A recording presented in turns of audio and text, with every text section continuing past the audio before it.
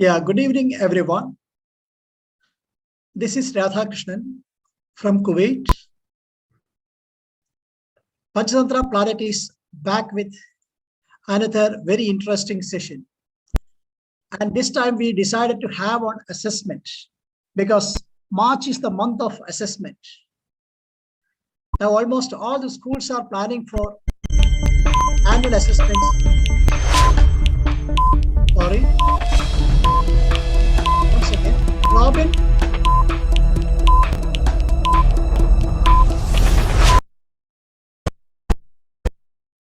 Robin, please stop sharing.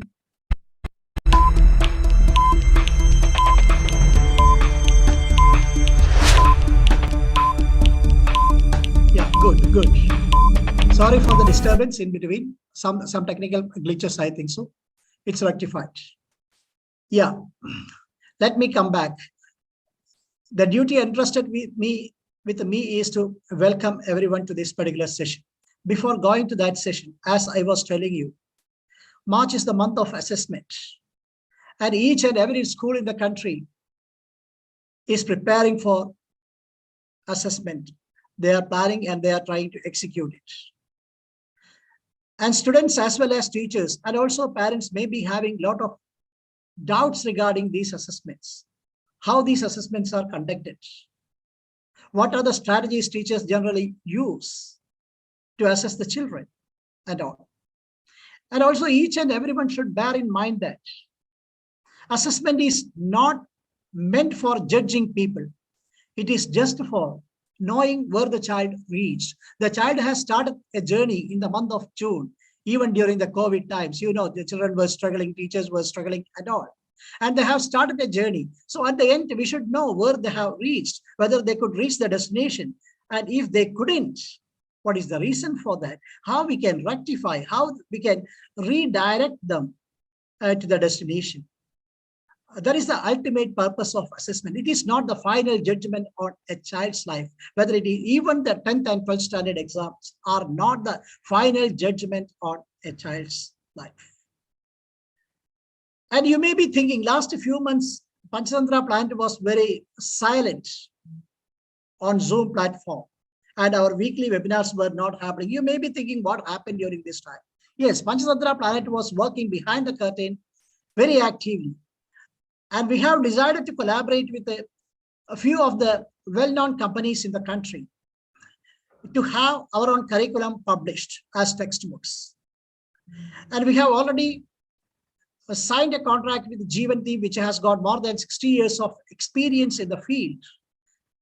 And they will be bringing out the Panchandra curriculum and textbooks for elementary stage, preparatory stage, middle stage, and all. And by 2023, our textbooks will be out. That is the happy announcement I wanted to make. And also, we have aligned with the companies for providing teacher training for XII schools, and also around 2,000 schools in the country, we will be the trainers. And all these planning we were executing, we were working behind the curtain for arranging all these so that we couldn't focus on our webinars. Now, hereafter, we will be conducting free webinars and also paid webinars from time to time. And we will intimate you through our WhatsApp groups. And another important aspect I wanted to emphasize is updating on what is happening around. That is very important. And Panchandra Planet is working on that. And school-specified programs also we are planning. So schools which need different types of training programs for your schools can also contact. It is not only teaching methodology, on career guidance, on life skills, anything related to school education. If you need any training, you can contact Panchandra Planet. Panchandra Planet will be happy to arrange such type of sessions for schools too at a very affordable cost, because Panchandra Planet is not run by business group. It is run by 5 principals, not by anyone else. So you can trust us, you can depend us for the quality of delivery we provide. With that, let me come to the second part entrusted with me, that is welcoming and introducing the keynote speaker for today. And to talk to you about assessment renaissance, focusing on 10th and 12th, we have Miss Anita Nair with us. She has a post-graduation in botany, and also she is MPhil and MEd. She has been in the education field for last 18 years as a researcher, teacher trainer, curriculum, content specialist, and academician. Currently, she is working as HOD of Life Science Research and Development Division with the Headlim Inspiring Educators at Calicut, Kerala. Earlier, she had been associated with companies like Pearson Group, Educom, and EC Vidya in their teacher training wings. And also, she has associated with the Education Department of Satyasai University, Puttaparthi. And again, you can see that she has been associated with the Teacher Education College at Calicut. And one of the notable achievements of Anita is her theory in her philosophy. While doing her MPhil, she has taken histology of mammalian brain, and that has created a breakthrough in how learning takes place in mammals in that. So I hope today's session will benefit each and everyone, because she has got a long years of nearly 2 decades of experience. So we can see what good ideas she will share. Welcome you, Anita ma'am, to this session on behalf of directors of Panchandra Planet and also all the participants over here. Along with that, I would like to welcome all the participants who joined for this session on YouTube and also on Zoom panel. So I hope the session will be one of the best and most enjoyable. I hand over the podium to Anita Nair to address the audience. Thank you. Over to Anita ma'am. Thank you so much, sir, for your nice and very kind words. In fact, it's really very nice to know that Panchandra is actually taking on this new journey, and it's such a noble endeavor. And I actually hope that Panchandra will be able to do the very best in this field and this area. And I hope most of the schools and the teachers and the students will be able to benefit out of it.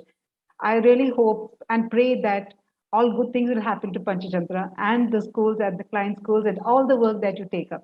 So thank you so much, sir, for that. And thank you so much for your kind words regarding me. And I really hope that all the teachers or the participants who are here will be able to benefit out of this session, because this session has been recommended by Panchchandra itself on assessment, because now we have come to the fag end of the year, and I know how difficult it is for the teachers to get some time to attend sessions like this, because most of the teachers are now, they've just come back after this COVID, and they're really very, very, what to say, they're very much worried about how their students are going to attend the examination. There's been a lot of confusion regarding how the question paper is going to be. And now the new, the NEP implementation has also started recently into our CBSE system. And I'm sure all the teachers and the students are in a very, very, what to say, perplexed about the outcome of the examination. And so I hope that my session will give a little bit of solace to all the teachers also over here. So now I think I'll just, because I don't want to lose much of your time, teachers, or all the participants. And I thank all the participants once again for having found the time to be in this session, which shows that all of you participants are really a committed group. So it is because of this commitment that you are here today. So I really appreciate that, and I thank you all for that. Now I'll start sharing my screen. Uh, so today's program is on assessment, and assessment, it is like assessment renaissance.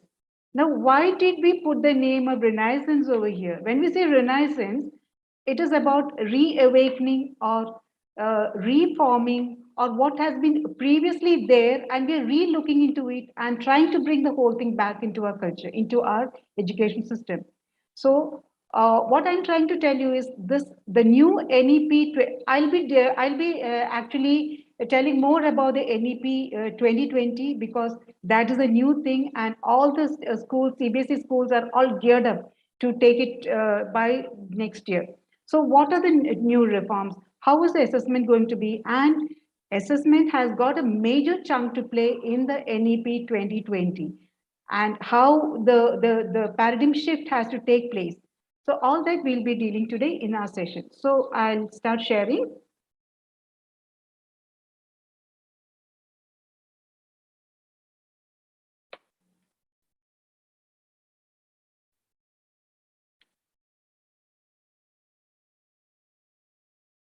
Yeah, so can everybody see my screen? Can you all see my screen? Yes, madam. We are able to see. Okay, We are able to see. thank you. Okay, so as I said, it's all about Renaissance and about Can you go to rethinking. view show, ma'am? Can you go to view show? Oh, sorry. Yeah.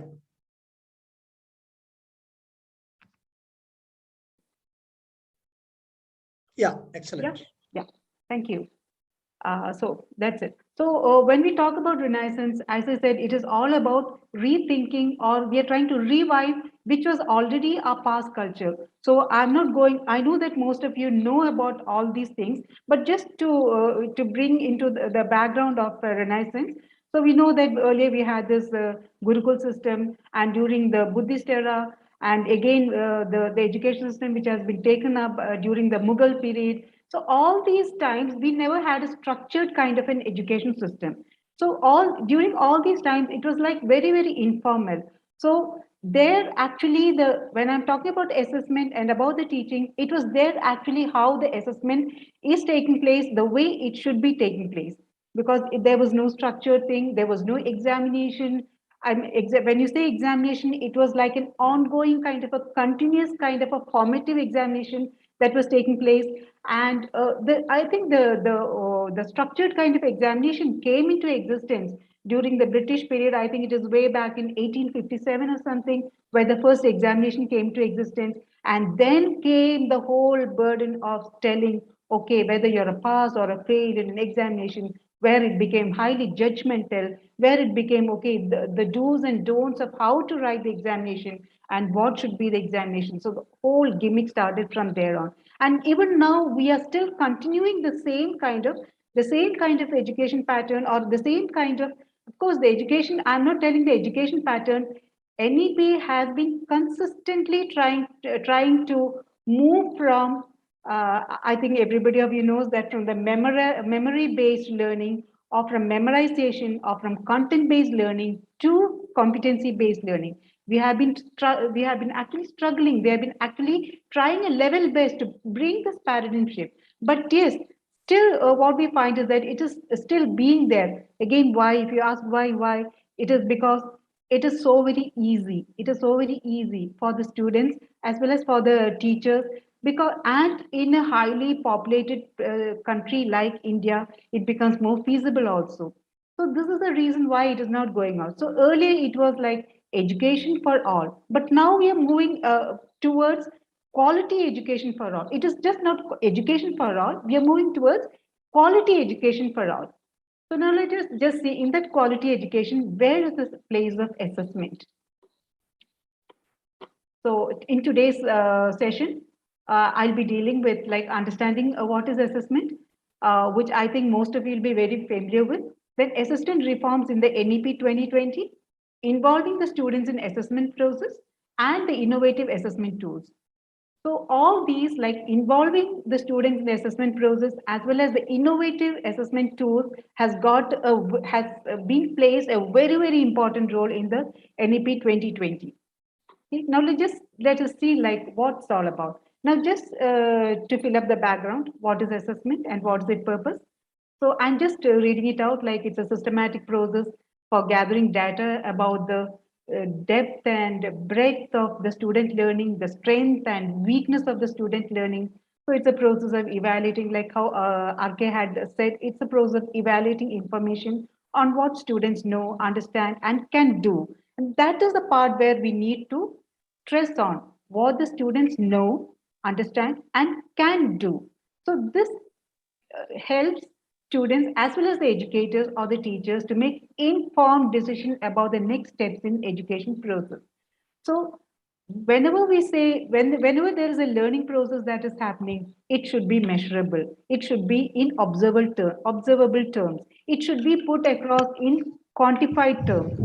We know that the quality might be happening, but then how to convert that quality of learning into quantity, how we can quantify it. So that is what we'll be seeing in today's session, like how can we go for all these kinds of tools where we actually quantify the quality that is happening in the minds of the children or the process that is happening in the minds of the children, and how do we evaluate it, how well we can evaluate it, and how we can see that the students are moving towards the preconceived goal. So already it is a preconceived goal which we are setting it across to them, and whether our students are able to reach that goal, if not why, and how we can make them to reach that goal. Okay. So again, if you ask about defining assessment, it's a lens for understanding the students' learning, identifying the invisible barriers, and also help us to improve our teaching approaches as an educator or as a teacher or as a policy maker. We come to know more about like what are the hurdles and what are the barriers that is stopping the students from coming towards Prashant sir the goals. Market जा रहे हैं आज So Saiju, rethinking our please mute views. yourself. Saiju, please mute yourself. Thank Okay, you, you can sir. continue, ma'am. Thank you, sir. You can Thank you. continue. So rethinking our views of teaching process and the student learning. So assessment is what is a set of guiding questions to determine which elements of learning to assess. So it is always about what are we going to assess? How are we going to assess? So everything depends on what. So it again this what depends on the learning outcomes. That is again already we have already set that goals and how we will be able to assess our students so that they reach their goals. Now, redesigning the student assessment under the National Education Policy of 2020. Now, this is a slide which I've taken from the NEP of the CBSE platform. So here also, you can just see that how the assessment has to be of optimizing learning and developing students with a focus on the following. Now, what is that? One is the regulative and formative and competency based, promoting learning and development of students, and focusing focusing on the assessment for learning and testing high order skills like the analysis, the critical thinking, and the conceptual clarity, and helps the entire schooling system. So they have a vast plan for the whole school system. And right now we are concerned about the 10th and the 12th because, as I told you earlier, it is like from the COVID pandemic, we are just coming back. We are just coming back to a regular routine, and how well we'll be able to do this implementation of the assessment and how well the students will be able to do, because it has been a tough time both for the students and for the teachers, and it is equally more worrying for the parents because they really don't know like what is going to happen. Everything looks so very uncertain and bleak. So let us see like how well we can do with this. And this also is it talks about the NEP 2020 and how it is going to be the education system, how we are going to revamp the whole education system to a 360-degree multi-dimensional report card for all the students. And here what we need to take note of is that instead of, I mean, along with this formative or the continuous kind of assessment, earlier also we had this CCE, which is a continuous and comprehensive evaluation. So this is also something like that. So the continuous kind of an assessment is going to take place over here. But here the difference is that there is going to be assessment by the parents, assessment by the students, assessment by the teachers, assessment, self-assessment, as well as the peer assessment. So how all these things can be integrated into the assessment system. So the teachers need to know like what is all these things, how best they'll be able to do this, and how they can make this program a success. Like when we say success, the motive behind all this is that try to move the students from the memory based, from rote learning towards competency based learning, towards where the children will be able to think critically, they'll be able to analyze. We are thinking about all the higher order skills in the Bloom's taxonomy. That's a higher order skills in the Bloom's taxonomy. Okay, so I've just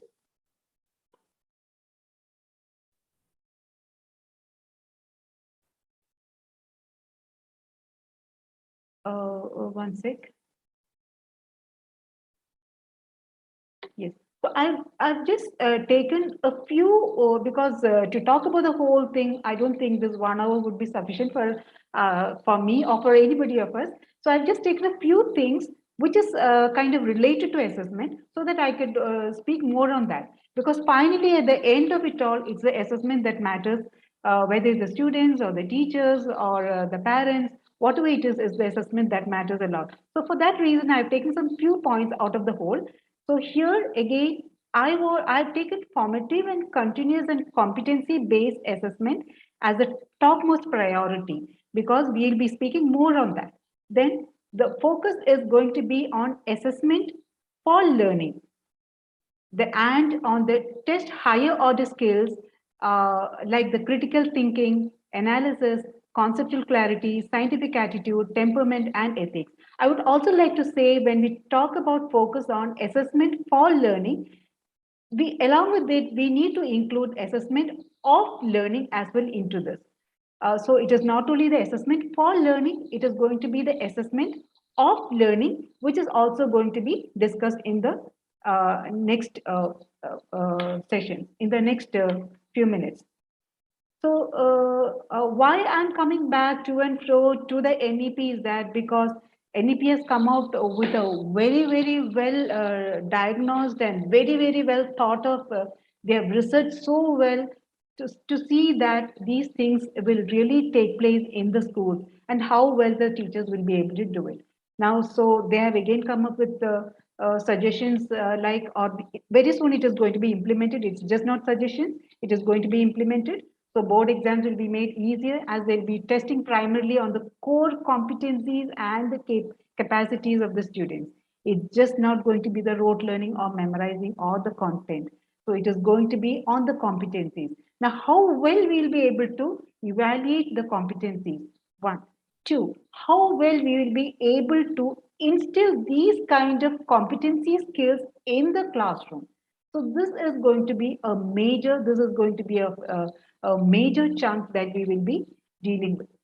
So the invisible model to be explored, that is, we'll be having the annual, the semester, the modular exams, two parts. We'll be having the objective as well as the descriptive. Then the guidelines will be prepared by the NCRT in consultation with the SERTs, the BOEs, that is the Board of Evaluation. And this is a new assessment board that has come up, which is the PARIC, that is the Performance of Assessment, Review, and Analysis of Knowledge for Holistic Development. So this is it, holistic development. Education should make the children develop in all the areas. It's just not the cognitive, it's just not the psychomotor, it's just not the affective. So it is all the three to has to come together. You know, when supposing this we are able to reach at the effective level, then I would say that we have attained success to a very, very large extent. Because right now we are concentrating only in the psychomotor, in the cognitive domain, which is all about the intellectual and it's all about the knowledge part, it's all about the remembering part or the recall part, and it stays there. We are not coming out of those shell and moving up the ladder, right? So the paradigm shift is going to be from the content to the competencies. So how we can make it? So these are certain bodies which has come up for this reason. Now the teachers to be prepared for a transformation in the assessment. As I said, the more of focus is given on the transformation in the assessment, and each board ensure equivalence of academic standards in the learner's attainment. So then we come to the standard norms and guidelines for the school boards through the PARIC national centers. So all these guidelines will be given to the students and how well they'll be having continuous kind of a training program is being developed for the teachers and how they can take it forward. So again, I've included this just because it is examination time. So even for the 10th standard and for the 12th standard, we know that we are having the academic year has been divided into two terms. The first term is over, and now we have come to the second term. And second term also, we have, uh, if we are talking about the question paper again, there is, it is more of, we can find that case study questions, not more of, some case study questions have been included in both the 10th standard and in the 12th standard question paper. So this also has been introduced some time back, but then now more focus is being given to this. Right now, there is also going to be, this is about the board exam, and we are also going to have the internal assessment where it is going to be a regular periodic assessment through different modes. Now, what are those different modes is what we will be seeing in the next slides. Subject enrichment activities, portfolio, project, then we talk about the work, the practical, and how it has to be evaluated and how the assessment can be done. Then we have got the semester-based syllabus for the examination. Examination will be made simple and low stake. So the emphasis now is going to be again on the competencies rather than on the mark, right? So, and I think you all know that for the board examination, for the term one, there is no failure that is coming up. Only for the second board, there is some kind of a marks strategy has been kept. So the result of the students will be based on the achievement in the board examination, the semester mode, modular examination, as well as the internal assessment. So we know that when we're talking about the internal assessment, who other than the student's teacher is best equipped to evaluate her or his students, because it's the students who knows it's the teacher who knows the students so well, like what the student is capable of, what are the students' strengths, what is the weakness, how well he'll be able to, oh, do this board examination, and how well I can do, I help him out. So it is a teacher. So that is why the internal assessment has been given so much of weightage.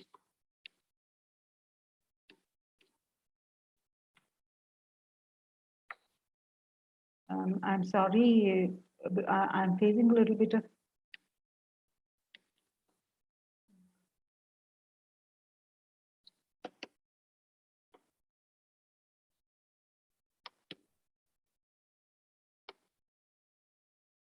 I think I'll have to switch back to the other mode.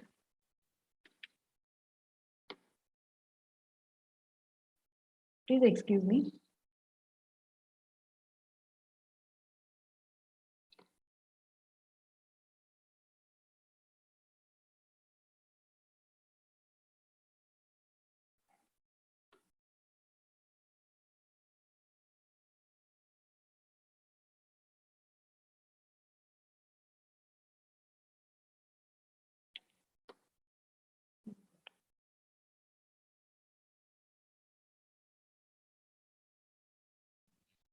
I've got stuck somewhere here.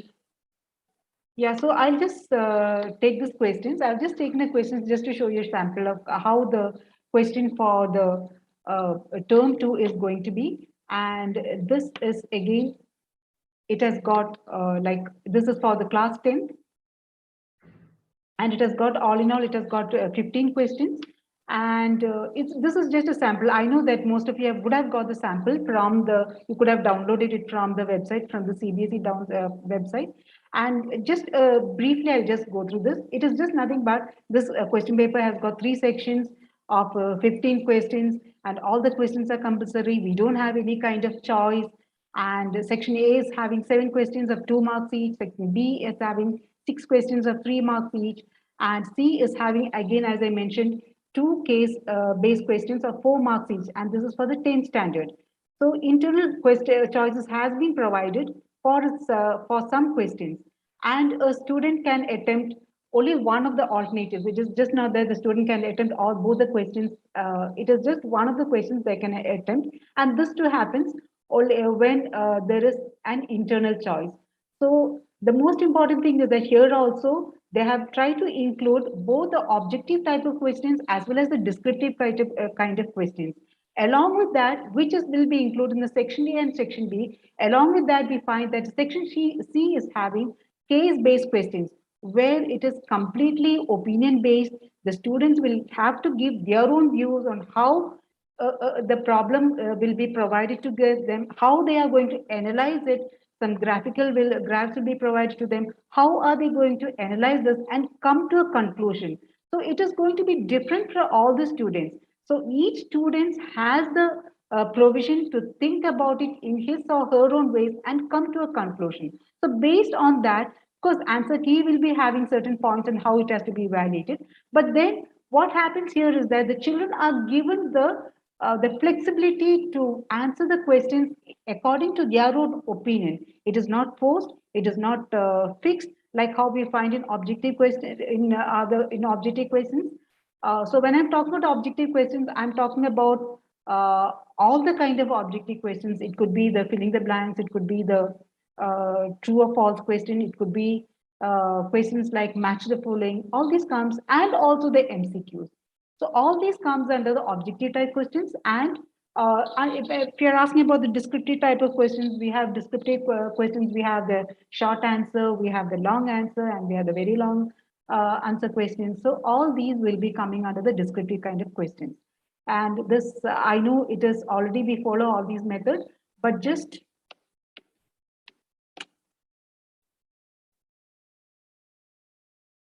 I really think I need to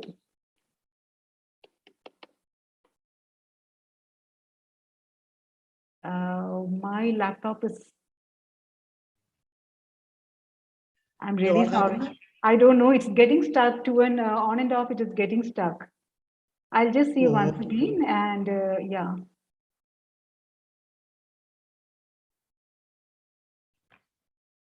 I'm really sorry about this, but this, it's getting, I think, a bit heavy for my laptop. hmm.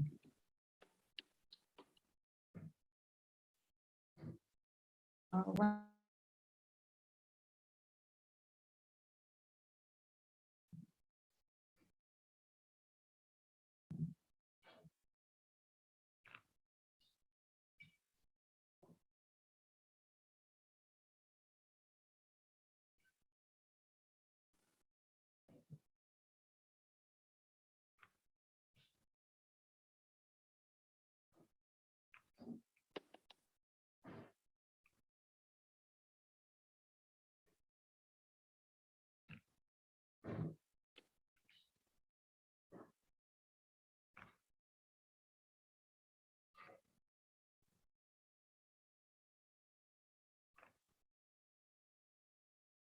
Just give me a few seconds. Yeah, sure, ma'am. It happens sometimes. I'm really sorry because I know No, all no, of we you are can't. facing losing time. No issue, ma'am, because it happens sometimes. We can't predict. It is technology, right? I know. Yeah.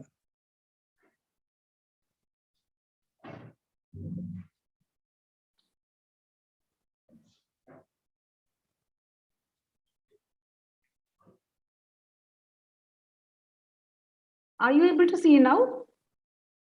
Are you able No, to we are see not. now? You're not No, able no, to ma'am. We see? are able to see.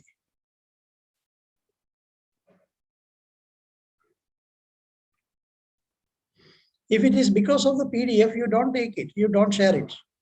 Uh, yeah. Is it being can It's you visible. It's is visible. visible? Okay. So I'll do Yeah. this. Yeah. Yeah. Oh, Somehow. yeah. Now it is Yeah. perfect. Okay. Fine. Thank you. Now Yeah. it's perfect. Yeah.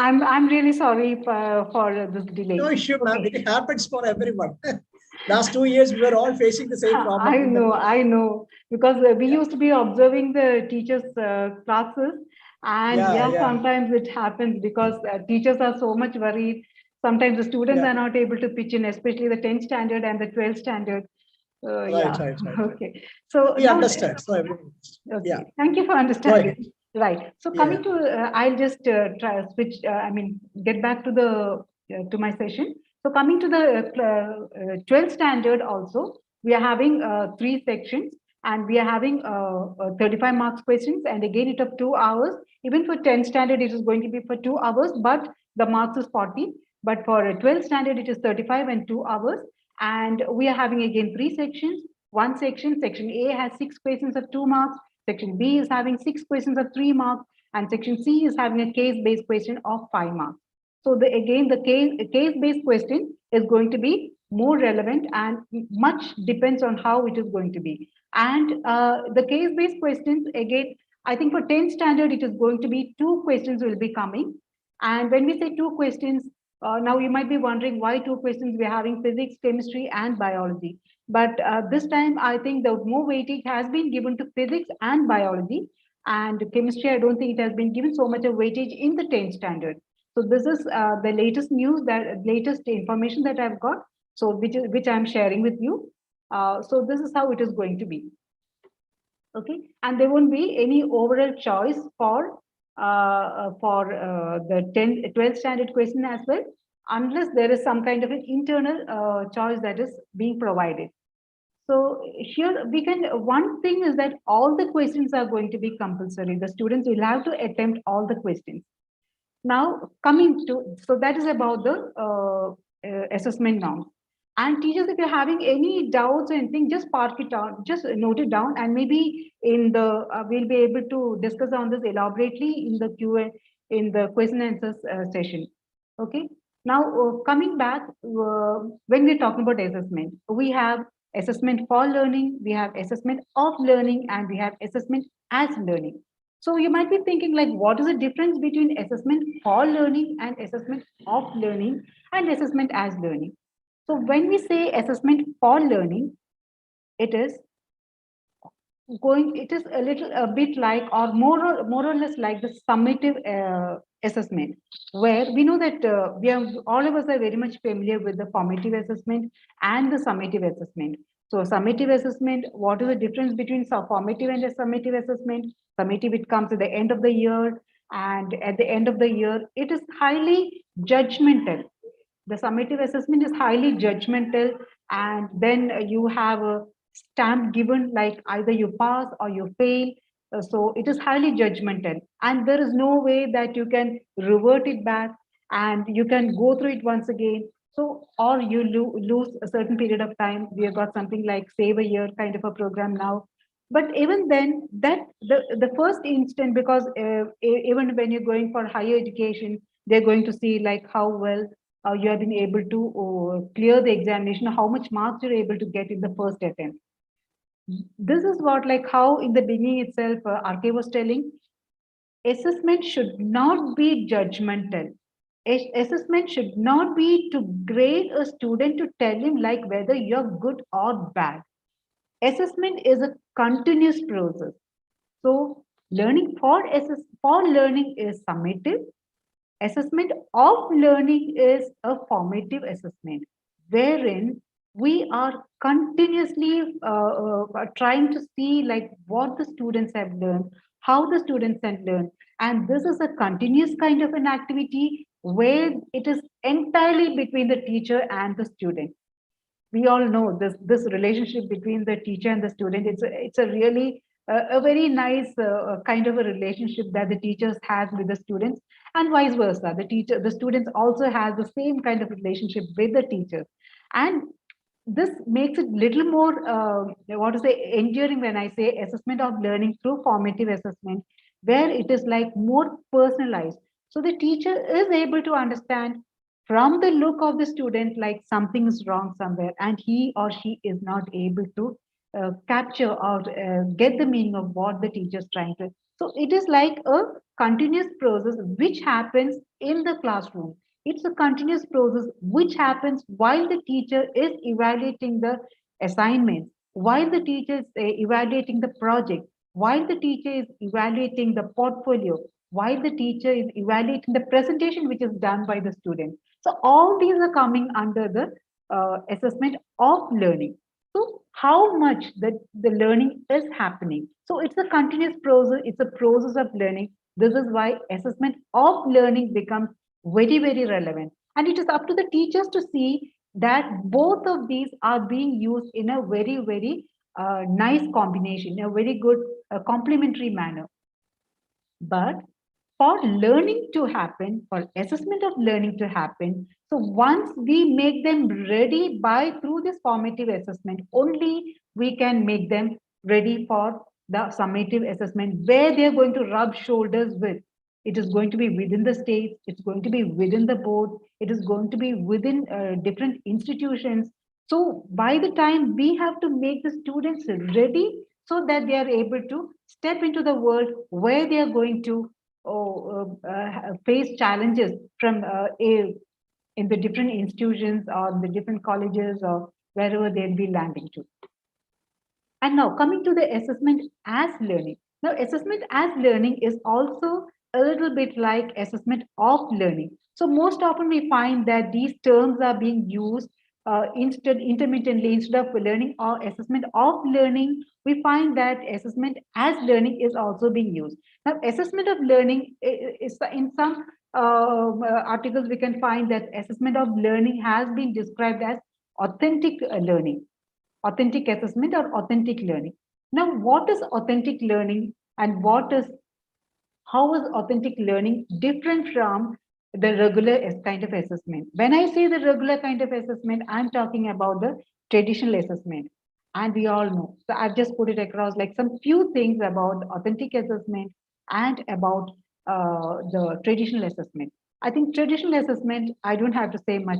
All of us know like what is actually the traditional assessment, because we have been exposed to the traditional kind of assessment, right? Because right from a very previous time, we have been facing this kind of examination. And I should say that the students of nowadays are really lucky that a new kind of the paradigm shift is really happening as far as the assessment is concerned, because this is where the students are really going to enjoy the learning. They're really going to actually taste success. They're going to taste the taste of achievement. They're going to taste that. So actually, the paradigm shift from the content-based learning to the competency-based learning, it is going to be a very what is a joyful learning for the student. And as a part of it only comes the authentic assessment. And here what happens in authentic assessment, it encourages divergent thinking. And when we say divergent thinking, it is all about, you're able to, this is what I say, when we say that the new assessment is all about evaluating how the student is able to critically evaluate, how the student is able to analyze, how the student is able to solve the problem. So all these are being at the focus. So it encourages divergent thinking. So supposing the problem is given to the students, all the 30 students, all the 40 students in the class will be having 40 ways of solving, attacking this problem. They have their own way of tackling the problem. They have their own way of thinking about the solution. This is how the lateral thinking is being encouraged in the classroom. Divergent thinking is again lateral thinking, and this is again about generating all the possible kinds of solutions when it comes to problem solving. And now we know assessment is not just getting some good marks, because we know that the students study well and they are able to memorize a lot of things, and they are able to again replicate the whole thing. So that is how the format is actually is.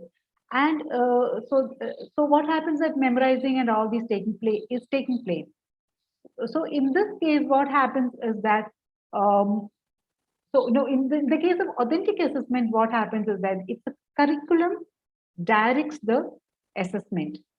Or, I'm sorry, I think I got it wrong here. In authentic assessment, it's an assessment that directs the curriculum. Whereas in traditional, what happens is that the curriculum directs the assessment. I'll repeat this once again. Uh, in the authentic, it is the assessment that directs the curriculum. So depending on what the assessment has to be, the curriculum is being formatted. Whereas in the earlier ways, it is depending on the curriculum, what we do, the assessment is being done. So the thing is that all these things has to be covered. We have the goals and this has to be covered. So it is more of a content-based assessment that is taking place over there, right? So again, in authentic assessment, it is the proficiency in the real world task. So again, when we say it promotes authentic, it's more about how and traditional is about more about what of knowledge. It actually promotes the children to think on how it is happening rather than what. What is more content based? How is more competency based? So it is only when we tackle it in this form of how the competency skills are being, we talk about all the core competencies or the 21st century skills. So to promote that or to inculcate that or to enhance this kind of skills in the students, we need to think about it like how of the content and rather than the what of the content. Now, it prepares the students for ambiguities, for failings, as in the case of the real life situation. So we know that I think I don't have to say this because even though, like, we know that a child who has scored maybe like 99.99, whatever person has scored, and then he's faced with one failure, he enters into the most prestigious institutions like the IIT or the NIT or the most like the BITS, whatever it is. And then just one failure is enough for the child to take drastic action. So why is this happening like this? So the whole focus is only on the marks, and we are relating success to marks. It is like a correlating success to marks. It is because of this that these kind of incidents happen. So we are preparing through this authentic kind of thinking and assessment. We are actually preparing the student for all kinds of ambiguities. We all know that life is not always, a bed of roses. We are faced with challenges, and it is the challenges that is actually making the child grow on by tackling how to solve the problem, like seeing what are the various methods to tackle the problem. It's like persistently looking for solutions. It is like not to give up even in the toughest of situations, looking for other methods to see that he is able to survive. If we say that education is to help the child to survive in the real world, this is exactly what the authentic assessment is doing. So this is, and again, it is again, authentic assessment is again a formative and a continuous kind of a assessment is being done over there. Whereas in traditional, it is a one-time assessment which actually qualifies you as a not who has not achieved the benchmark or those who have jumped the hurdle. You know what? See, when we talk about assessment, no, we talk of assessment in such a way that this assessment is some kind of a big hurdle or a mountain which has to be overcome. We tell the students, even as parents and as teachers also we tell, this is 10th standard, you've got the board examination coming. Now, what is the message that we're giving to the students through our talk like this? We are telling them, hey, the board exams is really going to be important and you have to score good marks. No, don't matter. It doesn't really matter whether you've got all those competencies in your project work or in it. It matters that you get good marks in your final exam, which places you in the top, it places you as a top scorer. So that is important. So this is the kind of message that we're giving to the students when we talk about assessment. And it's high time we remove ourselves from this. And of course, a little weightage has to be given to the final examination, because without that, there are a lot of things that goes hand in hand with the summative examination. But then, if we are talking about the learning, if we are talking about the outcome, if we are talking about the 21st century skills that the children has to attain, it has to be authentic assessment. It has to be the formative assessment. It has to be a continuous assessment through all the other activities like the projects, the presentation, the rubrics, self-assessment, and all these kind of reflective kind of a mode of an assessment by the students. All these things has to happen. And also, when we say authentic, it enhances or encourages cooperation. Whereas in traditional, what happens, we all know, it encourages competition. So it is like who is getting more marks, whether I'm getting more marks or what about now things have changed a lot because the grading has come. But even then, side by side, the marks is in most of the states, the marks is also being put side by side. So again, it's the competition, and it is based on this marks. Again, what happens, the admissions and everything takes place. So for this to move, what should happen instead of all these looking at the marks, we should be having what you call as an aptitude test. Whether when you enter any kind of professional college or maybe the jobs or whatever it is, I think the aptitude test and the attitude test are more important. So all these forms of psychometric kind of test for the student, and we need to prepare the students for that. Now, talking a little bit about the formative assessment process, all students show gain, and the lowest achieving students show the largest gains overall, and the mistakes become feedback that the students can use to adjust their learning activities and strategies. They make active choices about their learning, which has been demonstrated to increase their achievement. They have to think about their own learning and talk about their understanding, which adds to their learning. And their self-assessment helps teachers to design instruction to better meet the needs of the learner. So this is again all about this continuous kind of a formative assessment and how it is going to help the student. It is actually helping the students because they know that mistakes happen, but mistakes are actually opportunities for the student and for the teachers to work on. So I remember once a teacher was telling, I love the students when they make the mistake. And that is a great thing coming from, it came from a math teacher. And it was a great thing. And I felt so happy to hear that. It's a great thing to, when we get it from the teachers, they say, we're happy when, I'm actually happy when the student makes mistakes. Why? Because this is an opportunity. Now the student knows that this is a reason. And there is nothing degrading when you make mistakes. And the child understands that because the teacher is not degrading him.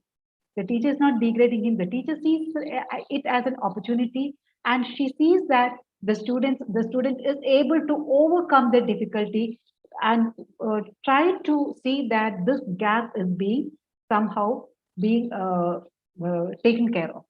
So this happens in the formative assessment. So how to make the feedback work for the students so that the learning becomes better, and how to change the strategies, because we know that there is a saying that if the one size doesn't fit all, one size doesn't fit all the students. So we know that, we know about all these things.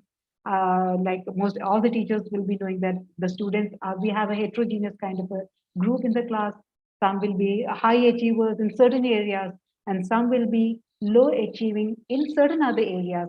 But then when you put them in the balance, we find that one way or the other, each student exceed in one way in some field or the other. Maybe it could be a subject, or it could be the art, or it could be some other kind of cultural activities, but it could be in the creativity. When you talk about art, there's a creativity that is taking place, and it is the teacher who can understand this by through the formative assessment process. And then the students are also making active kind of choices regarding their learning. They know that it is okay to make mistakes. They know that, they understand that. Now, how should I overcome this mistake? What should I be doing? So it is here that the teacher is slowly moving towards a mentor, towards a guide for the student. We are just not, like encyclopedia where we keep on giving them knowledge. No, we are giving them like chances, like how they can better themselves, how the students can better themselves. So the students are making the active choices, and the students along with the teacher make it happen, like how best the competencies can be improved in the student. Now, what is the purpose of formative assessment? Because why I'm telling more about this is that learning of assessment is a big part of assessment now. So whichever direction you move, you find that formative assessment or the continuous assessment, which finally leads to the skills or the competency skills that we so very badly want to instill in our students. To tell a short thing about it, I think all of you must be aware of, as the international, at the global level, we are having assessment tests like the PISA, that is the program of assessment for the students, program of international students assessment. You call it the PISA, and only once I think India had participated.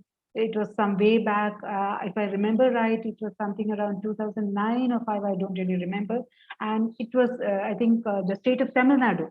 The students of Tamil Nadu were actually given the choice.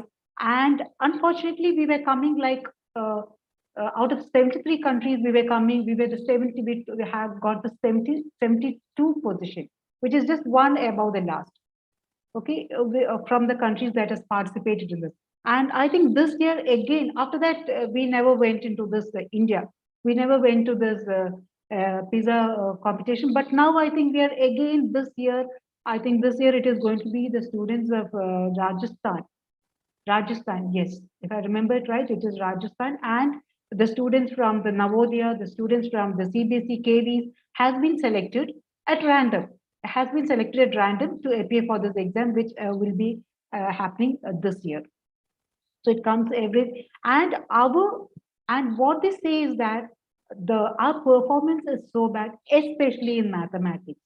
And they have this examination in the science, in math, and in the reading ability. So all these three areas are being assessed, and it is really disheartening to know that we are not able to live up to the standard. At least because our teachers are really struggling hard, our students are also struggling hard. But then why at the international level we are not able to come up in these kind of examinations? So where is the fault happening? So again, the paradigm shift has to move from this kind of like about problem solving, how well the best students will be able to face these kind of a situation. So it enables a self-evaluation of the academic process of the learner to determine if the learner has achieved the learning outcomes and acquire the competencies over time that would lead to academic achievement. So this is where it is. Over time, it is just not at one shot. When it is a summative examination, it is one shot exam and you have the result. But when you talk about the other kind of the authentic assessment or it is over time you will be able to see the results. It is just not one fine, super fine day, you write an examination and you are declared as as a student who is doing really well or that. It is like a continuous kind of a process because we know that all the students, they are good.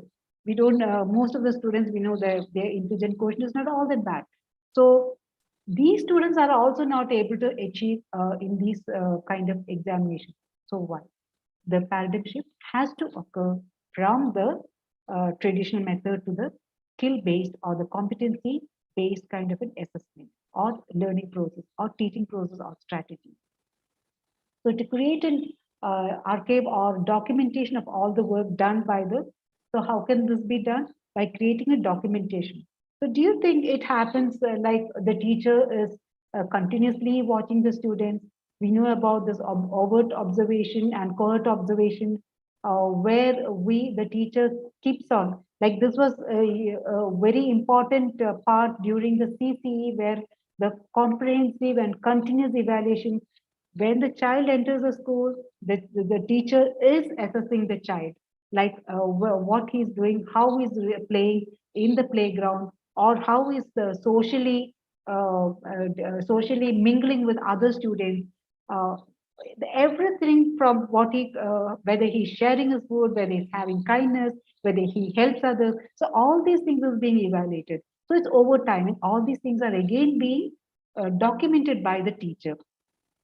So, so this is why the assessment becomes so very important. Now, coming to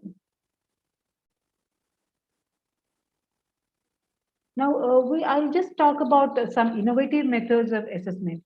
Again, we all know concept map. I've seen many teachers and students using concept map. These are some of the tools. Now, when you talk about authentic assessment, when we talk about competency-based kind of assessment, we also need to know about the tools of assessment. So what are the tools? Now, generally, we all know that during the earlier times, we had only some very, very limited kind of tools. And those tools were short answer, long answer, objective type of questions, and essay type of questions. So it was very limited, the tools of assessment. But now we are moving on to what are the different or the more innovative tools of assessment.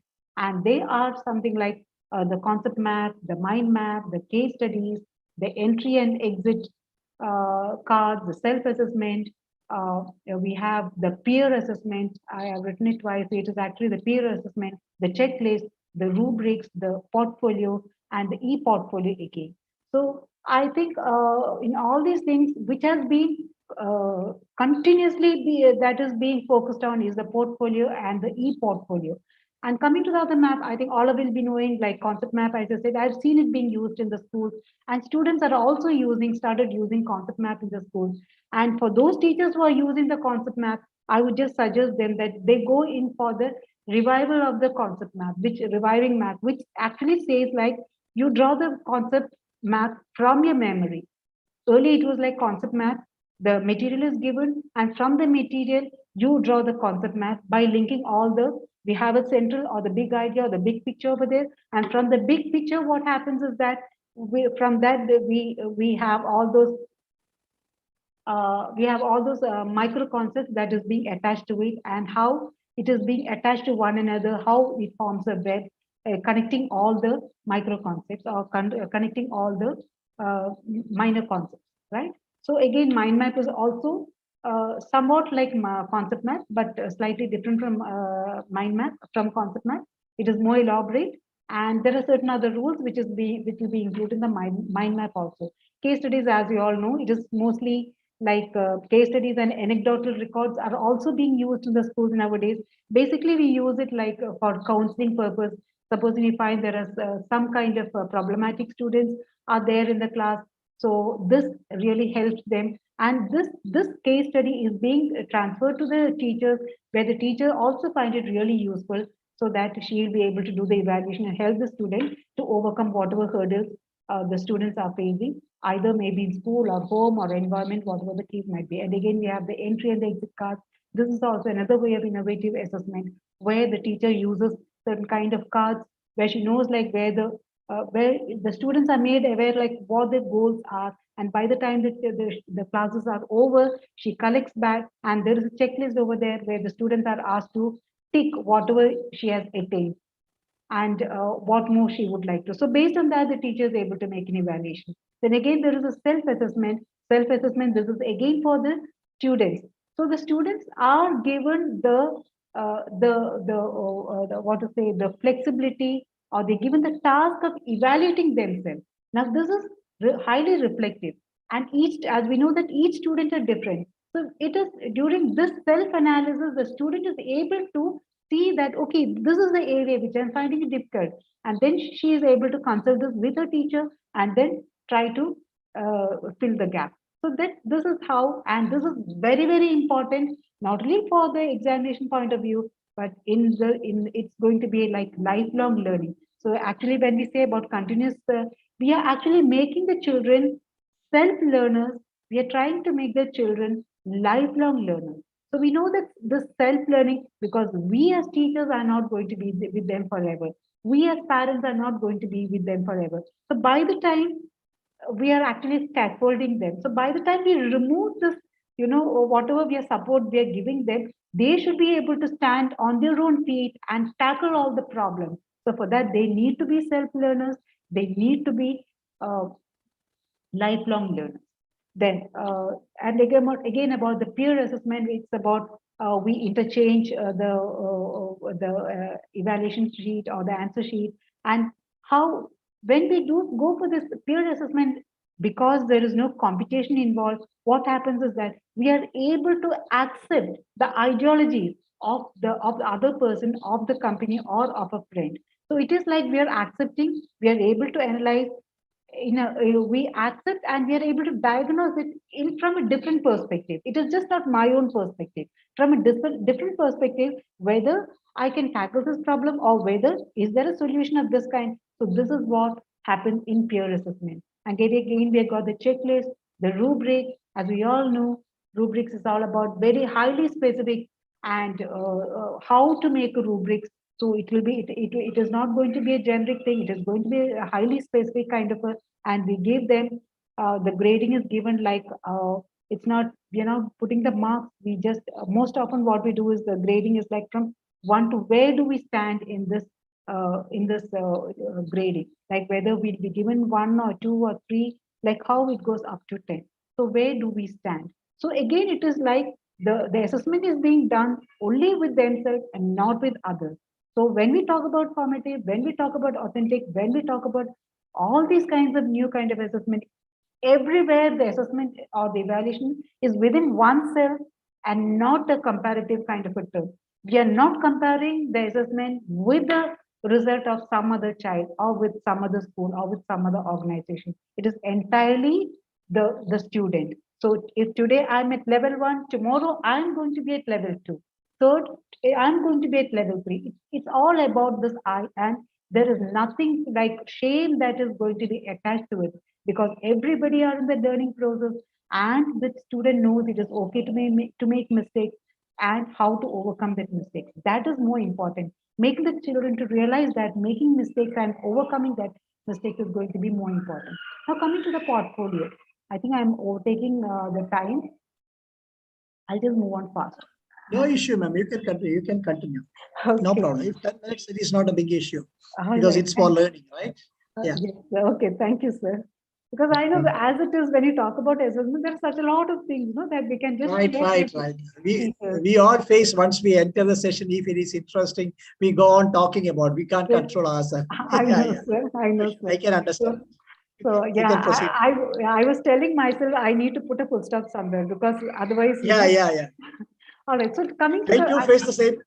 I too okay, face the same problem whenever I yes, take sir. session. I know. No issue. You can proceed. Thank you, sir. So again, why I'm talking more about portfolios, because portfolios has got a very important, has been given a very important place in the new education system of 2020. And talking about portfolios, what is again portfolio? Is again everything, every event, the process, everything that the student does is being documented, and to keep a file about all these works that the students have done, and this becomes a portfolio.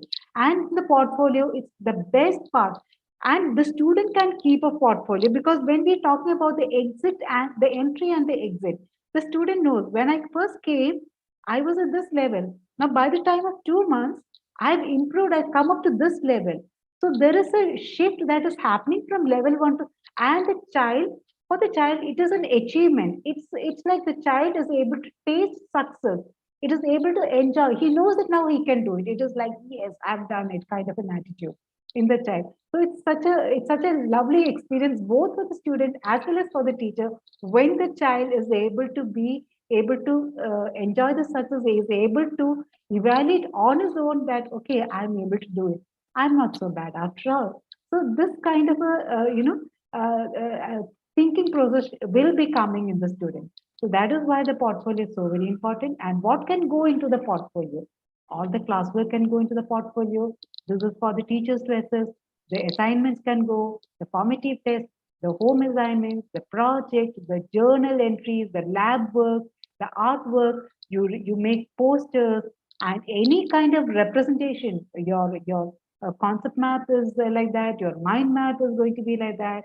How well, because mind map has got a little more of art included in it. You can use colors, you can use images, you can use the graphs, you can use pictures. Now graphs, pictures can be used, and you can use different colors to put the lines, and how from one concept you go to different concept, and how all these things are. So it's such a creative kind of a thing. And by seeing this, we know that the portfolios can be, all this can go into the portfolio. This can go for self-evaluation. As I say, the child himself is able to go for a self-evaluation. The child can exhibit it to the parents, to his friends, and show that, okay, this is my work. The parents are going to be highly appreciative of the work that has been done by the student. They know, like, for the evidences are there now. Portfolio is like the continuous kind of evidences on the achievement factor. And what else? The blogs. Nowadays, the students have started little by little. They have started writing blogs. They are called as bloggers. They have started using, what to say, making videos. All that will also be coming under the portfolio, but of a different kind, a different categorization.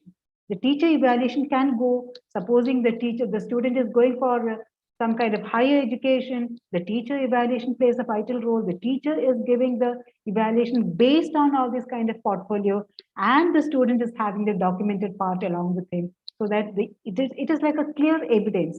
So when we say the learning has happened, here is the evidence. The student is able to show the evidence. The teacher is able to show the evidence, like how well the students have done, to the parents, to whoever wants to see the learning outcome. It is there in the form of evidences. So the presentations that is to be done, the good presentations can be saved and kept. The quiz competition, how well the child has done.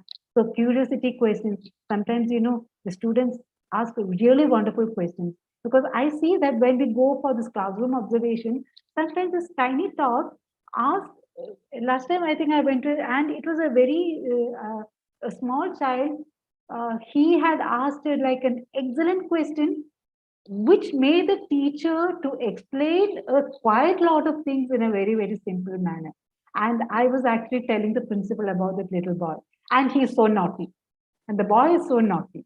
But the questions that he asked, it was so such things also happen. The curiosity questions, the what kind of answers they give. So all this can be noted down by the teacher, and all this can go to the portfolio. Then analysis, the sample reading from the newspapers given, and how well the students, especially it can be used for scientific reports, it can be used in other subject also, like social also is a very relevant newspaper, and social studies, it has got a very, very close bonding. So, and it's not the social studies, all the subject for that matter. And these scientific things that is coming in the paper, the students, how they analyze these reports, how they make out of these incidents, what are their ideas, how do they put it across. So all these can go along with their analysis, can go into the portfolio. The spreadsheet that they have made, the inferences after maybe they are going to do some observation for a week. Maybe it is going to be about the climatic change or the weather report, and it is going to be the spreadsheet that they prepare, the photographs, the publications if they put in the school magazine, the articles. All these can go into the portfolio, and all these are going to be tools of evaluation for the teacher and evidence of learning for the parent, which for the student, which the student can proudly show it to wherever he goes. So this is going to be with him rather than the 10 standard marks in where he goes. So this is going to be the real evidence more than the 99 or the 98 or the 95 that the student scores in the board examination. Okay. Now portfolios, when we talk about portfolios, we can also talk about the e-portfolios. So what are these e-portfolios? It's again the same thing where everything is being done virtually. We have the text files, again we have the spreadsheets, we have the digital archives where the everything that the photographs, because nowadays what we are using WhatsApp, and whatever the students are doing, the projects, the experiments that the students are doing at home, it is being shared via WhatsApp to the teachers. And there are incidents where the teachers share the whole thing with us. And it's such a wonderful work. They do this and they explain this. The presentation skills, the multimedia presentations, their language is improving.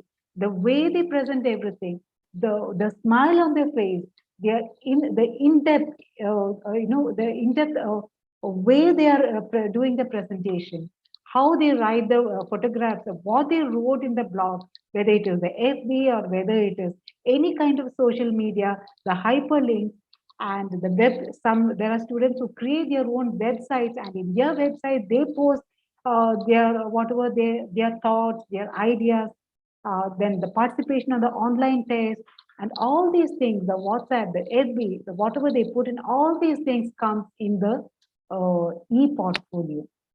So I think nowadays, as I said, the students have become bloggers. When we say bloggers, it is like they've started making their own YouTube videos. The video says like what to do, how to do the experiment. I think very recently I saw a very, very small boy. He was explaining about glucose. He was not even able to pronounce it properly, but the enthusiasm in how to do this, and this actually, and people are seeing it, encouraging it, these again becomes a portfolio. These can be put like a virtual portfolio, and these become the portfolio. And again, in the new assessment process, going digital and how to use the digital media, we are all talking about the hybrid classrooms now, how we can utilize the virtual classrooms as well as the online classrooms as well as the offline, how we need to interlink both. This is what we are right now, what we're looking out there. And this has already been done in all the other countries. But here, the COVID has made this happen. So in one way, I think we should be thankful to COVID, because it's not completely going to be online. We are going to look at areas how well this digital platform can be used for the learning purpose. How well? Because nowadays we know that the children of nowadays, they are very much into this computer programming and all these kind of things, and they are really able to excel in those areas. And how we can utilize their enthusiasm, how we can utilize their interest in this kind of area. So that is what I said, how these can be used in the form of a e-portfolio. Now, this is a pictorial representation how cycle of learning and assessment is should be happening. This is according to again NEP 2020. Now here it's slightly blurred, so I'll just read it out. So in this we have the design. The teacher is here. Through discussion, the teacher is designing the learning and assessment strategies. Then she's trying to see how she can download and send it across to the students. Peer assessment, portfolio, collecting resource. You can just see. I know the teacher's job is really tough, but at the same time, I feel that the teacher's job, when we see, as I said earlier, when we see that something really good is happening in the students, that is what to say, a wonderful moment for the teacher. When it is a eureka moment or when it is a wow moment for the student, it is going to be an equally wow moment for the teachers also, right? And I know all of you teachers, all the committed teachers, all the dedicated teachers will understand what I'm trying to say.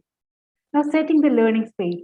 So how well, as I said, it could be hybrid, it could be digital classroom, how well you can use technology, that is planning the teaching, the learning, and the assessment by using technology as well as by using the physical classroom. Now, how to give the project work, how to give them the group work, the paired work, how you need to evolve, and how you can actually include our society or the parents also into the assessment. So it is like the parents are also are trying to be included in the assessment process.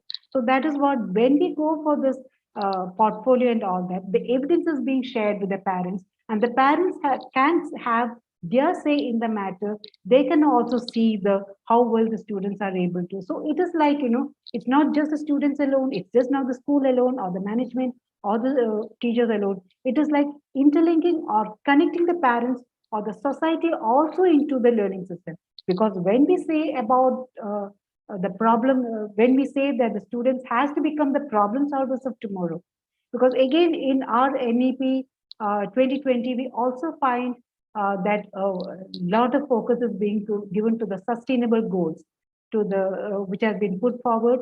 So slowly and slowly, we are focusing on the sustainable goals also. So when we talk about sustainable goals, it's about problem solving. The problem that is faced by the humanity, the problem that is faced by the society, the problems that is faced by maybe in the immediate surrounding. So during these kind of things, how well the students are equipped, how well we can equip the students so that they are able to be the problem solvers of tomorrow rather than being the problem makers of tomorrow. Now we can see that we find around us problem makers. So from there, we need to take the child away from problem makers to problem solvers. So this is where our attempt is going to be. Okay, with that, I come to the end of the session. I know it is just browsing in the whole process of assessment, and yeah, I've taken away a lot of your time. Now, any questions? You can just put it across. Yeah, audience, it is your time to ask questions. So if you have questions, you can ask. Ma'am has explained things excellently well. That assessment formula, that is well explained. Thank you so much, ma'am. Thank you, sir. Thank you, sir. Yeah, Kavita has got a question. 1 second, I will unmute her.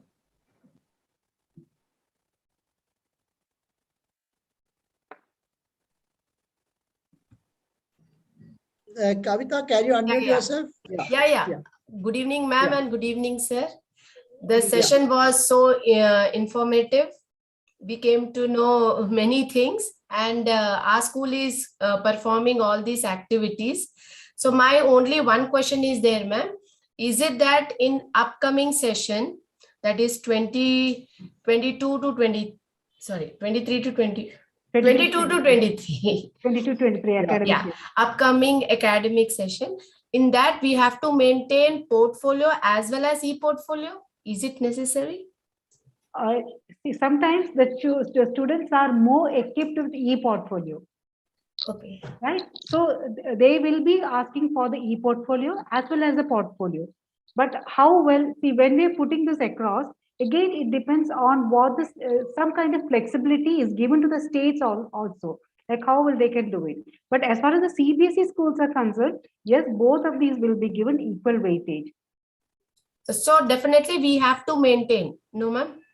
It is now, it is like, slowly we are going towards the physical portfolio. Definitely it is there, but since the students are moved into e-portfolio, that is one. And second part is that we are concentrating more, the NEP is concentrating more on the digital platforms. So and because of that also, the e-platform will be given the relevant importance. But whether it is going to be, yes, essentially you have to do this and that, I think we have not taken, or the CBSE have not taken the right decision regarding that. But the physical portfolio is definitely going to be there. Okay. Ma'am, one more last question is there. Can you just brief it out me, the entry and exit card? Yeah. So what happens in the entry and exit card is that happens for just one class. So 45 minutes. So what happens is that, so generally there is a question like, should the children be informed, like what are they going to learn in that class? So in today's class, what they are going to learn. So what happens in this entry card, when the entry card is given to the students, and it is actually having some kind of checklist, some kind of rubrics, and there the children know that once a class is taken, so whether the students have attained, supposing let us say the class is about food web. So regarding food bag, the rubrics, so what is a food bag? What are the important components of a food web? Whether the child is going to say, look at this checklist and say like whether he knows it or doesn't know it. So once a child is about to leave the class, all these exit cards, the you call it as the entry and exit card. So this cards is taken back from the students, and now the teacher is able to go through these and then evaluate like whether the students have understood or whether the students have not understood, which are the areas the students have understood or not understood. So based on that, she is going to change her strategies of teaching and styles, or maybe she is going to redo the lesson in a different strategy. Or maybe she is able to understand the difficulty level, or maybe she is able to analyze her own teaching styles, like whether she has not been able to do justice to the teaching. So based on that, she is able to change her strategies. So this is a small cards which the teacher prepares and then she gives to the students, and the students will have to fill it up. It is almost like a feedback, after a session, we have this feedback.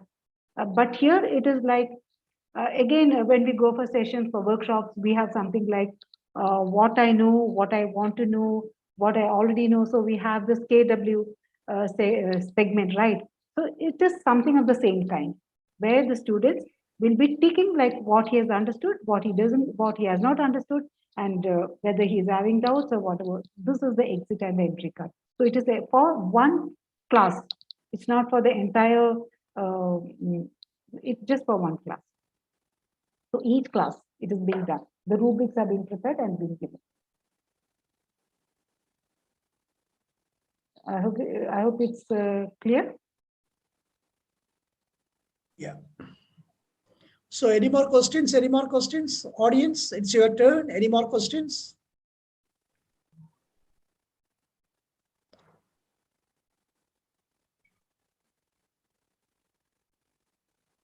I think everyone is silent.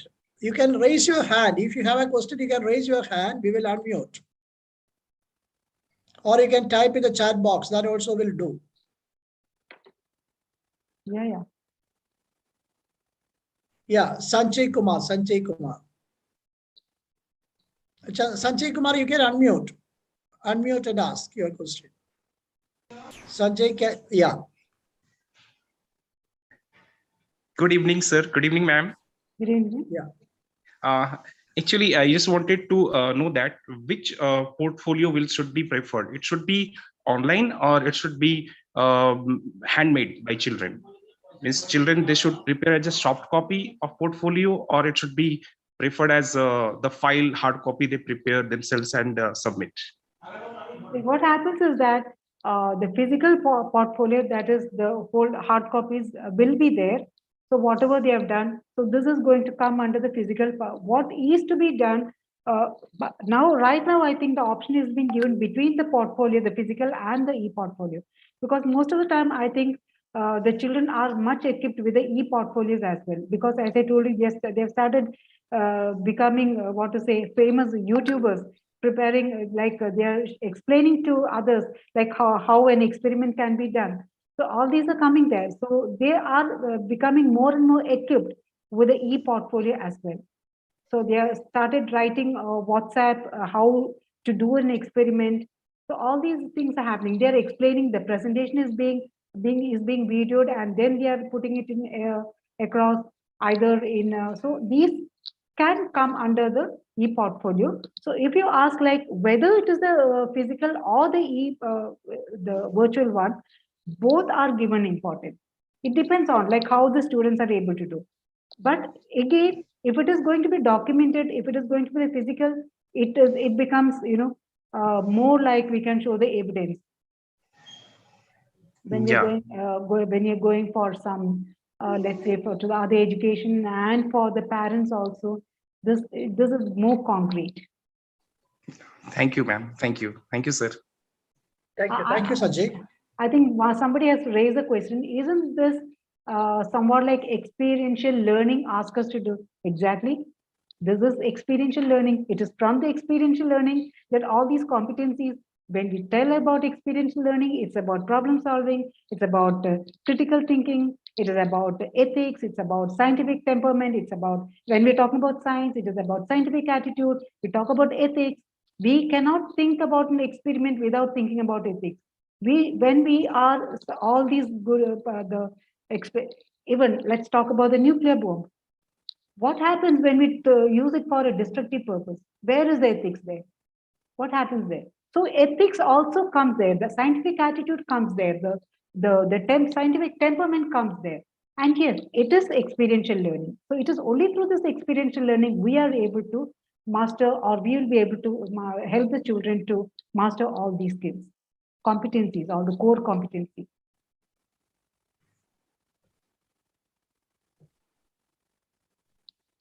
Very true. Someone has asked the chat box. Can you brief for class 12th? Can we brief? Can you brief for class 12th? But what should be briefed? I have no idea.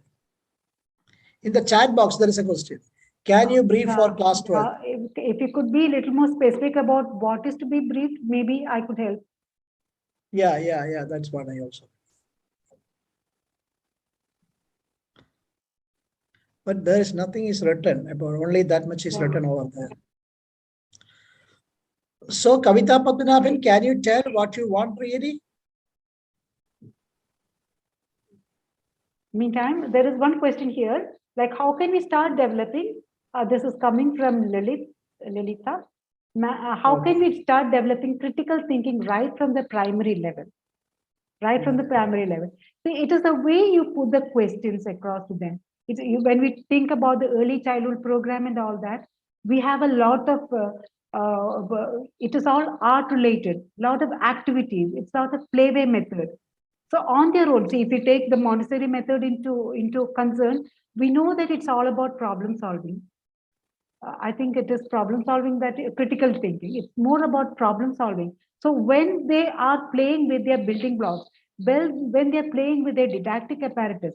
So this is, I'm talking about Montessori method, even the other methods, whatever methods that we're talking about, even in the early childhood program, we have these methods where we call it as the playway method, where we call it the activity method. And in this activity method, the teacher can introduce like situations where the child is forced to think critically.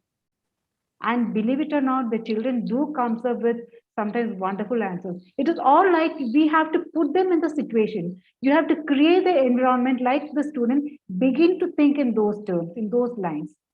Only when if we are able to start young, things become very easy for us when they move on to the higher classes. For the students as well as for us, it becomes very easy. So it's all Yeah, there about is some. the situations. You provide the situations. Thank you, ma'am. There is another question in the chat box. Can you brief on concept map and mind map with examples? Could you Okay. differentiate, ma'am? Yes, yes. Somebody has one question and one more question is come to clarify the assessment of Yeah. learning. I think assessment Learning, of yes. learning, it's more about formative kind of assessment. We are actually seeing the process of learning, that is happening in the students. So it's like a over time kind of a assessment that we are doing. So this we call it the assessment of learning. Assessment for learning is a summative. And now coming to the concept map and the mind map, I think I'm having one or two slides with me. I'll just show those slides. Yeah. That will be better.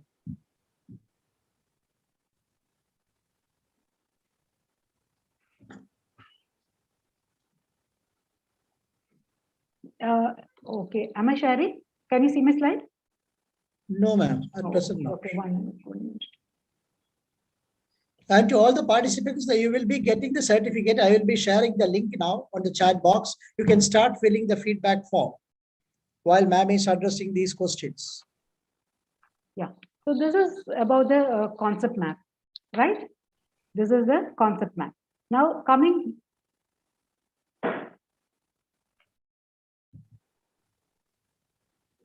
Oh. Now this is a mind map. Can you identify any changes in these two? This is the mind map and this is the concept map. In mind map, as it says, what happens from there are many concepts that is being included over here. That is from one concept we go on to other concepts. Then there are certain ways like we consider while constructing a mind map. There we can use a structure. We can use between the lines. We are able to write. We are able to see. It all depends on the strengthening. The colors are being used. Then the lines, as you can see, it all starts with a broader line, and then as we go into the minor concept or to other concept, it becomes very see, all these are certain rules that is being followed in the mind map. But the basic thing that we should need to consider is that in mind map we can use pictures, we can use all kinds of prepositions can be used. But in the case of a concept map, we don't use any kind of prepositions. It is almost like a concept map. And even in concept map, we find that it's almost like a flow chart. So flow chart is another kind of a concept map. We have the spider map. So all these are some kinds of a concept map where only one concept is being taken into account. And from this, here we have the climate change. And from this one concept, we are talking about the other linking concept or the micro concept and how they are being linked to the big picture or the major concept. So this only one concept will be there in the concept map. So supposing we are teaching a student on climatic change, or we are teaching a student on food chain or a food web. So everything connected to the food web or to the food chain comes in the concept map. But when you're talking about from the food chain, we're talking about the climatic change. Then what happens? We talk about the ecosystem, we talk about the pollution, and each one is a major concept in its own right. So everything is like, finally you come to the very big elaborate picture. So it is just not going to be one concept, it is going to be a variety of concepts when it comes to this is just the rules that we follow in a concept map.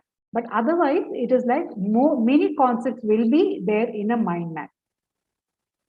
Okay, and it is more elaborate. And once you are able to,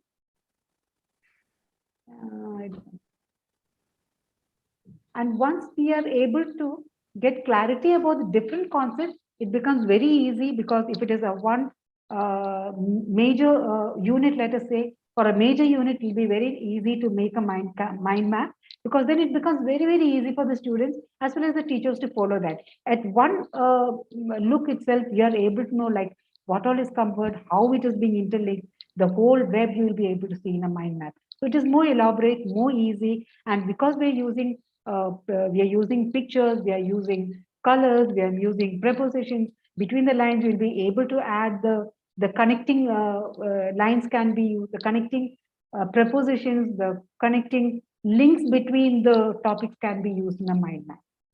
But all these won't be there in the concept map. Okay, good explanation, ma'am. Good, excellently well done. That's Thank you. so can you stop sharing now? Yes.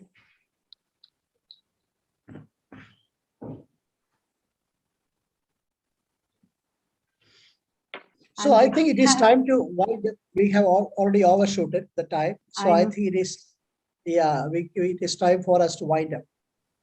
I think questions are also over. I think we can't see any more questions. So I hope it is the time to express vote of thanks. Dr. Shaiju, are you here?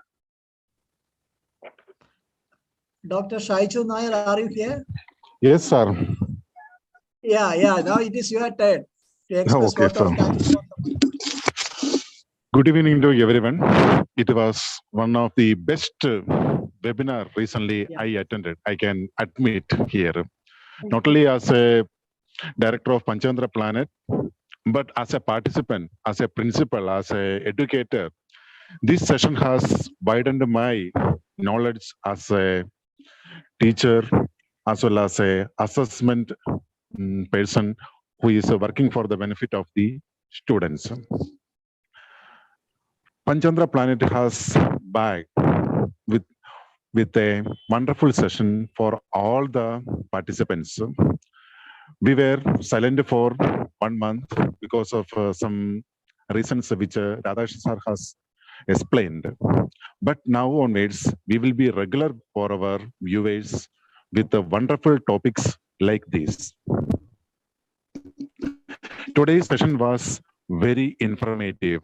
Madam has explained the assessment renaissance. We can say that this renaissance word is very apt here, because NEP is going to bring a radical change the way assessment will be taking place in educational institutions. Thank you, madam, for the wonderful session and the information you shared with all the participants. I know that all the participants are very happy, and we can see the response in their chat box.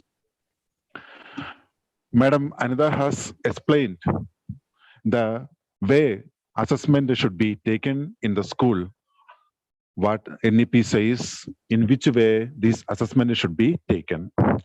Thank you, ma'am, on behalf of Panchandra Planet for sharing your valuable thoughts, information, and answering all the queries of all the participants. On behalf of the entire Panchandra Planet, I express my sincere gratitude to you.